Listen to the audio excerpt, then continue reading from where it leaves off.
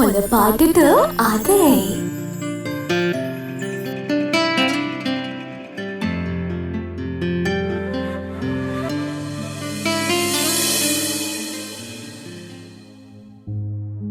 පසුදා උදෑසන ජෙහෙන්ගේ කාමරේ දොරට මීරා තට්ටු කළාය.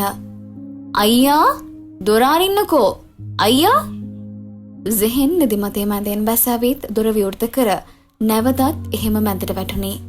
ඔහු කමිසයක් නොමැතිව පෙරදින ඇඳ සිටි කලිසමම සමගම ඇඳේ වැතර සිටි. මොකද මේ අයියා තාමත් ඊ ඇඳුම පිටින්ම? මගේ ඔළුව රිදෙනවා මීරා. නිින්ද ගියේ නැහැ පොඩ්ඩක්වත්. ඇස් දෙක චීනෙක් වගේ ඇඬුවා දෙලි වෙනකන්. නෑ බොරු කියන්න එපා අයියා. අනේ ඩැඩි ඔයාට බ්‍රෙක්ෆාස්ට් වලට එන්නලු. මට වහ ටිකක් ගෙනල්ලා දෙන්න කියන්න මීරා. අයියෝ ඩැඩිගෙන් ගේමිල්ලන්න එපා අයියා. ෂේප් එකේ අයිලි ඉන්න තැන හගන්න. එයා කියන්නේ මං 10 වතාවක් ඇහුවා අයියෝ කොහෙද අරන් ගියේ කියලා. ඩැඩි මටත් බැන්න අයියා ඔයාට උදව් කරනවා කියලා. මොනවද කිව්වේ යා? මං කිව්වා මම මුකුත් දන්නේ නැහැ. අයියා මගෙන් කාර් එකේ කීය කිල්ලුවා. ඉතින් මට දෙන්න බෑ කියන්න බෑනේ. ඒ නිසා මං දුන්නා කියලා. එයා කොහෙ ගියාද කියලා මං දන්නේ නැහැ කියලා. සෝරි අයියා මට වෙන කියන්න දෙයක් තිබ්බේ නැහැ. ඒකට කමක් නෑ මීරා. ඔයා හැම කියපේක හොඳයි. අපි නිසා ඔයාට ප්‍රශ්නයක් වෙන්න දෙන්න බෑ කොහොමටවත්ම. ඩැඩි කැනඩා ගියපු දවස් ටිකේ මං වෙනුවට ඔත් එක අයිලි හිටිය කියලා ඩැඩි දැනගත්තොත් අපි 3 දෙනාම ඉවරයි. අම්බෝ ඕ ඒක නම් දැනගන්න තියන්න එපා. වොෂ් දාගෙන කන්න එන්නකො ඉක්මනට. මට බඩගිනි නෑ. පණ්ඩිත වෙන්නේ නැතුව එන්නානේ. නැත්නම් ඩැඩි බනි. මං යනවා. මං එන්නම්. ජෙහෙන් නා පිටිසුදු වී කැම කාමරයට පැමිණියේ කොණ්ඩයත් අවුල් කරගෙනය. සුදු පාට කලිසමකට උඩින් දැමූ බොත්තම් 3ක් පමණක් විවෘත කරගත් සුදු පාට අත්කොට කමිසයක් ජෙහෙන් ඇඳ සිටි. ඔහුගේ මුහුණේ වෙනස සැමටම මනාව පෙනෙයි. ඒලොන් පෙරදින ගැසූ කම්මුල් පහරට එක් කම්මුලක් තවත් ඉදිමී ඇත. ජෙහෙන් මොකද මේ ඔෆිස් යන්නේ නැද්ද? ඒලොන් ඇසුවේ කිසිවක් නොවුනාසේය. මට යන්න බෑ. මොකද බැරි? මං ඔෆිස් ගිහින් වැඩ කරන්න තරම් හොඳ මෙන්ටලිටි එකක නෙවෙයි ඉන්නේ. ඇයි පිස්සු හැදීගෙන වගේ නෝද? ජෙහෙන්ගේ වේදනාව විහිළුවට ගනිමින් ඒලොන් ඇසිය. ඔයා දිගටම අයිලිව හංගගෙන හිටියොත් එහෙමත් වෙයි. විකාර කරන්න නැතුව කාල ඔෆිස් යනවා ජෙහෙන්. මට කන්න ඕනෙත් නෑ. මට ඔෆිස් එන්නත් බෑ. ජෙහෙන් මගේ අකා උස්ස ගන්න එපා. ඔයා කොහොමද ඩැඩි මුකුත් නොවන වගේ කතා කරන්නේ? අනේ අයිලි ඉන්න තැන කියන්නකො ඩැඩි. ඔයා යාව අත්හරිනකන් ඒක දැනගන්න ලැබෙන්නේ නෑ. අනේ මට යාව අත්හරින්න බෑ ඩැඩි. ප්ලීස් මට ඔහොම කරන්න එපා. මේ ලෝකේ වෙන කෙල්ලෝ නැද ජෙහෙන්? ඔහොම එක කෙල්ලෙක් මැත්තේම නැහෙන්න හදන්නේ? ලැජ්ජ නැද පුතා? මිරෙල්ලා කීවේද මද කෝපයකිනි. අනේ ඔයාටවත් මාව තේරුම් ගන්න බැරි අය මමී. පොඩි ළමෙක් වගේ හැසිරෙන්න එපා ජෙහෙන්. ඒ ළමයාව අපේ පවුලට ගැලපෙන්නේ නෑ. එයාව මට ගැලපෙනවා මමී. ජෙහෙන් කීවේ මැලවී ගිය ස්වරයකිනි. ඔයාට විතරක් ගැලපුණාට මදිනේ ජෙහෙන්. ඔයා මේ පවුලේ කොටසක්. ඔයා එවැන්ඩ උරුමකාරයා. මේ පවුලේ ලේලි වෙන්න ඕනේ හැම දෙයකින්ම සම්පූර්ණ කෙනෙක්. මගේ වයිෆ් වෙන්න ඕනි මං ආදරය කරන කෙනෙක් මමී. ඉතින් ඔයා අපිට ගැලපෙන කෙනෙකුට ආදරය කරන්න. එතකොට අපි එපා කියන්නේ නෑනේ. මට වෙන අය ඕනේ නෑ. ජෙහෙන් බොළඳ වෙන්න එපා. මේ ඔයාගේ පළවෙනි ආදරේ නිසායි ඔයාට ඔච්චරෝක දැනෙන්නේ. ඒත් මේ ලෝකේ ගොඩක් අයට Tamanගේ පළවෙනි ආදරේ අයිති වෙන්නේ නෑ. ඒක ලස්සන මතකයක් විතරයි. හැමෝටම වගේ. ඔයා ඩැඩිගේ ෆස්ට් ලව් එකනේ මමී. ඕගලන්ට වෙන්න උනේ නෑනේ නේද? එතන තත්ත්වෙ වෙනයි. මෙතන තත්ත්වෙ වෙනයි සෙහෙන්. තේරුම් ගන්නකෝ. ඇයි ඔයාලට බැරි මාව තේරුම් ගන්න? ඔහුගේ උගුර හැඟීම් වලින් හිර වෙනවාසේ ඔහුට දැනිනි. ඔහු අමාරුවෙන් ඒව දැන් කියාගත්තේ ඔහුගේ දැසින් හැලුණු කඳුළු බිඳු ඔහුට පාලනය කරගත නොහැකිව මේසේ මතට වැටෙද්දීය. ඔහුගේ එහා සුනේ සිටි රූයා ඔහුගේ කඳුළු දැක සංවේදී විය. අයියා අනේ අඬන්න එපා. මං කවදාවත් දැකලා නැහැ ඔයා අඬනවා. අනේ ඩැඩි අයියට යව ගෙනල්ලා දෙන්නකෝ. ඒක කරන්න බෑ රූයා. අනේ ඩැඩි අයියා පවුනේ. කට වහගන්නවා රූයා. රෝයා ජෙහෙන්ගේ කනට කර යමක් මෙමිනිය. ඒ ජෙහෙන්ට හැර වෙන කිසිවෙකු රැස්ුනේ නැත. අයියා මන් දන්නවා එලින තන. ජෙහෙන් තිගැස්සේ රෝයා දෙස බැලුවේය. රෝයා දැසේ නිග කළේ පසුවට කියන්නම් කියාය. උදැසන ආහාරයෙන් පසු සියලු දෙනාම විසිර ගියෝය. ජෙහෙන් කාර්යාලයට නොයන බවට ඉඳුරාම කියා නිවසෙහි නැවතුණි. ඒලෝන් සහ මිරැල්ලා කාර්යාලයට පිටව ගිය අතර මීරා විශ්වවිද්‍යාලයට පිටව ගියේය. ඔහු අසලට පැමිණි රෝයා අයියා එයා ඉන්නේ අපේ පරණ ෆැක්ටරි එකේ. ඔයා කොහොමද ඒක දන්නේ? ඩැඩි කියනවා මට ඇහුණා. මං කොහොමද විශ්වාස කරන්නේ රෝයා? ඔය හැමදාමත් කළේ මට ඩැඩිගෙන් බැනුම් අස්සන වැඩ. බැනුමක් අහලා හරි එයාව හොයාගන්නවද නැත්නම් දිගටම යන්න නැතුව ඉන්නවද කියලා ඔයා තීරණය කරන්න අයියා. කියා රෝයා එතනින් පිටව ගියාය. ජෙහෙන් කල්පනා සාගරයක කිමිදිනි. රෝයා කවදාවත් මං වෙනුවෙන් හොඳ දෙයක් කළේ නැහැ. එයා හැමදාමත් මට එයාගෙන තිබ්බ විශ්වාසය නැති කළා. ඒත් අද මට එයා විශ්වාස කරනවා හැර වෙන කරන්න දෙයක් නැහැ. මම පරණ ෆැක්ටරි එකට ගිහින් බලනවා. මට මගේ අයලිව හම්බ වෙනවා නම් මට ඕන දෙයක් කරන්න පුළුවන්. ජෙහෙන් ඔවුන්ගේ පරණ කර්මාන්ත ශාලාවට හොරෙන්ම ගොස් එහි සෑම තැනකම අයලිව සෙව්වේය. එක්වරම කෙනෙක් ජෙහෙන්ගේ පිටට තට්ටු කරනවා සමගම ජෙහෙන් තිගැස්සේ පිටිපස්ස හැරුණි. එසිය පියාගේ ආරක්ෂක බටඉන්නය. ජෙහෙන් සර් මොනවද මෙහෙ කරන්නේ? අයිලි කොහෙද ඉන්නේ කියනවා. ජෙහෙන් ආරක්ෂක බටයාගේ කමිසේ කොලරෙන් ඇදැස්සුවේය. කලබල කරන්න එපා සර්. සර්ගේ ගර්ල්ෆ්‍රෙන්ඩ් හොඳින් ඉන්නවා. එයාට ප්‍රශ්නයක් නැහැ. එයා කොහෙද ඉන්නේ කියනවා මිනිහෝ. මං එයාව අරන් යනවා මේ දැම්ම. ඒක නම් කරන්න දෙන්න බෑ සර්. එහෙම වුණොත් එලොන්ස් අපිව තියන එකක් නැහැ.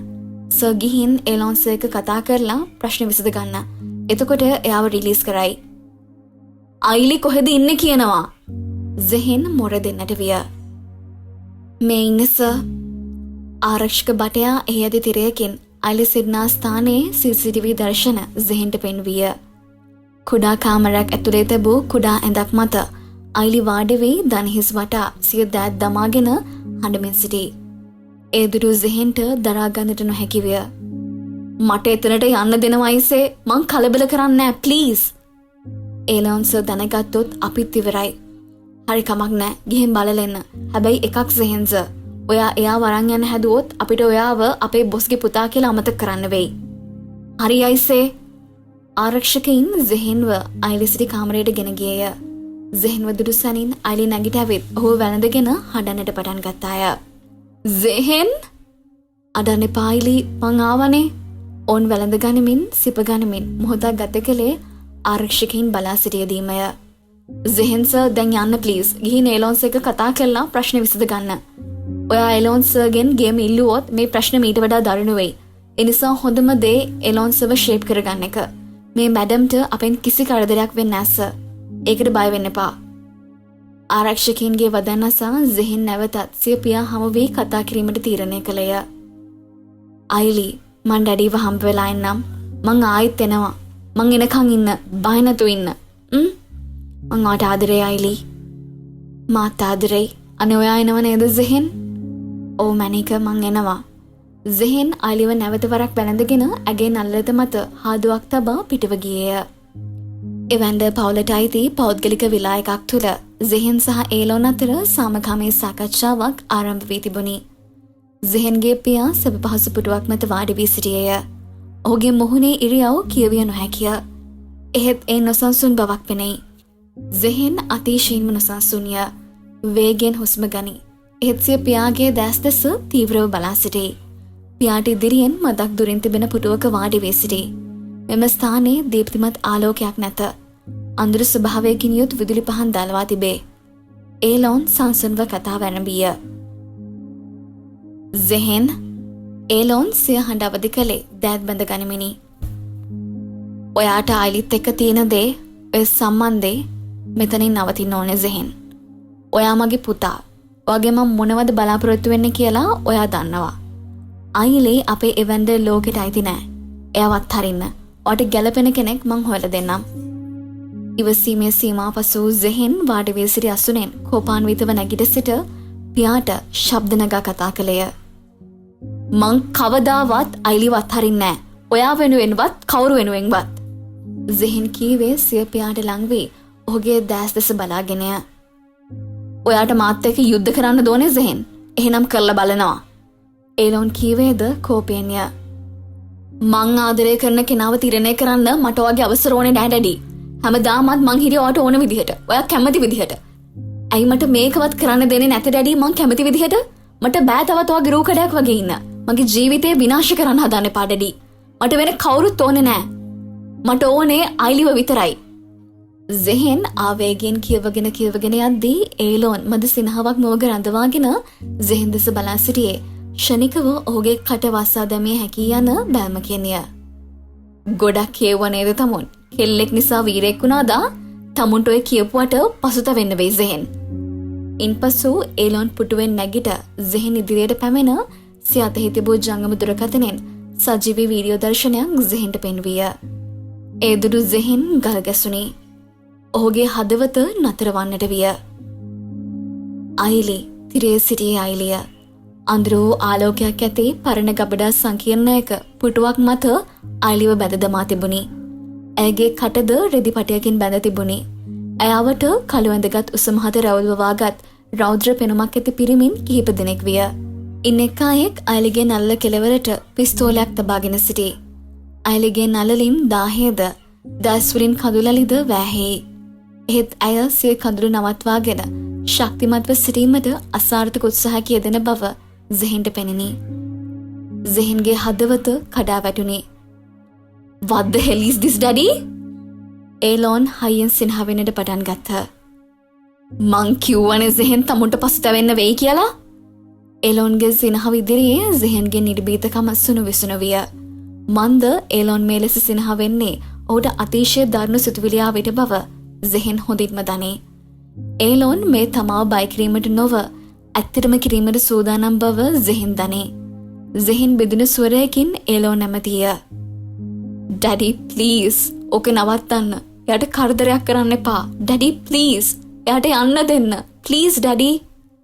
ජෙහෙන් බිඳුණු හඩින් කියද්දී ඔහුගේ දැසිනා කඳුලලේ ඔහුටම පාලනය කර ගන්නට නොහැකි විය. බලනවා ජෙහෙන් මං තමුන්ව කොච්චර ශක්තිමත් විදියද හැදුවේ. ඒත් දැන් බලනවා කෙල්ලෙක් නිසා මෙතන අඬන හැටි පොඩි එකෙක් වගේ. පේනවද ඒ කෙල්ල තමුන්ට කළා තියෙන දේ ජෙහෙන්? පේනවද? සංසුන් ස්වරයකින් පටන් ගත්තද ඒලොන් වාක්‍ය අවසන් කළේ කෝපේනි. අනේ මං ඔයා කියන ඕන දෙයක් කරන්නම් ඩැඩි. ඒත් මට යව අත්හරින්න නම් බෑ. අනේ යාට යන්න දෙන්න ඩැඩි. ජෙහෙන් සිය කොපුල් වල ඇති කඳුළු පිසලා ගනිමින් සිය පියා ඉදිරියේ පින්සෙන්ඩු විය. මේක සාධාරණයක් තියෙන්න ඕනේනේ ජෙහෙන්. අපි මෙහෙම ඩීල් එකකට එමු. ඔයා යාවත් හැල්ලා යන්න ඕනේ. එතකොට එයා මෙතනින් පණ පිටින් යයි. අනේ මට බෑ ඩැඩි. ජෙහෙන් සිය දෝතින් මුහුණ වහගෙන ඇඬුවේ අසරණව කර කියා ගන්නට දෙයක් නැමැතිවය. ජෙහෙන් වෙලා යනවා. මට තව වැඩ තියෙනවා. ඉක්මනට ඔයාගේ තීරණය කියන්න. ඒලොන් සිය අතෙහි තිබූ ජංගම දුරකථනය ජෙහෙන්ගේ අතට දුනි. තවමත් ඒ සජීවී දර්ශනය විකාශය වේ. අලිගේ දැස් කැමරාව දෙසම යොමා ඇත. ඇගේ දැස් සොයන්නේ ජෙහෙන්වය. ඒත් ඇයට ජෙහෙන්ව නොපෙනෙයි. ඇය ළඟ සිටි හැඩිදැඩි පිරිමියා පිස්තෝලය අයලිගේ නල්ලට තව තවත් අද කළේය. ඩැඩි අනේ මේක නවත්තන්න ඩැඩි. මට අත්හරින්න බෑ ප්ලීස්. ජෙහෙන් සිය පියා ඉදිරියේ දනින් වැටි ඔහුගේ කකුල කෙල්ලී හඬමින් කීවද ඒලොන් ඔහුගේ වදන් කනකටවත් ගත්තේ නැත. ඒලොන් බලාපොරොත්තු වන්නේ ඔහුට අවශ්‍ය පිළිතුරම පමණි. නැගිටිනවා ජෙහෙන්. තමා ඉදිරියේ දනින් වැටි සිටි ජෙහෙන්ව පසු කර ඒලොන් අඩි කිහිපයක් ඉදිරියට ගියේය. බෑ කියලාද කියන්නේ ජෙහෙන්? අන්තිම වතාවට මේ අහන්නේ. යුනුසුරේකින් ඒලොන් ඇසුවේය. බෑ ඩැඩි. ජෙහෙන් නැගිට කීවේ මැලවුණු සුරයකිනි. ඔහුට තවත් කතා කර ගැනීමට හිතේවත් ගතේවත් ශක්තියක් නැත. ජංගම දුරකථනය තවමත් ජෙහෙන්ගේ වෙවුලන දෑත මතය. ෂූට්! නොසිතූ මොහොතක ඒලොන් දුරකථන තිරයේ එහා සිටි පුද්ගලයාට අනකලේ ඉදිරිය බලාගෙනය. නෝ ඩැඩි! ඉන්පසු ෂණිකව ජෙහෙන් කෑගසමින් සිය දෑතින් සිය හිස අල්වා ගත්ත. එහෙත් තත්පරයකින් දුරකථනය හරහා වෙඩි ශබ්දයක් ඇසිනි. ඈතින් සිටි පරවයන් වෙඩි ශබ්දයට කලබල වී තටු සලමින් පියබා ගිය බව ඇසෙද්දී ජංගම දුරකථනය ජෙහෙන්ගේ අතින් අත්හැරී බිමට පතිත විය. ජෙහෙන්ගේ දෘෂ්ටිය ක්‍රමක්‍රමෙන් අඳුර වී ගොස් ඔහුව සිහි නොමැතිව බිම ඇද වැටුණි. ඔහු අවසන් වරට දුටුවේ අඳුර වෙමින් බොඳ වෙමින් යන සිය පියාගේ කියවිය නොහැකි මොහොනයි.